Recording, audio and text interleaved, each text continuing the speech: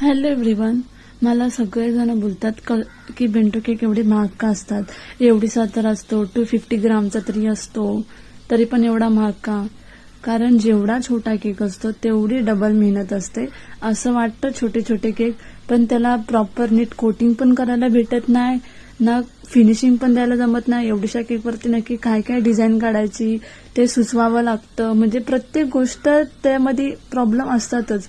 आणि त्याच्यावरती बरोबर ड्रॉ करणं, ते ड्रॉ करता करता थोडंही इकडचं तिकडं झालं तर पूर्ण जी क्रीम असते ती पूर्ण लेअर काढावी लागते, परत दुसरी क्रीम लावावी लागते. सगळे बोलतात 250, 300, 400 किती महाग केक आहे. पूर्ण ते हाताने ड्रॉ करावं लागतं, पूर्ण रिस्क असतं. जेवढं ते वाटतं सोपं तेवढं नसतं ते.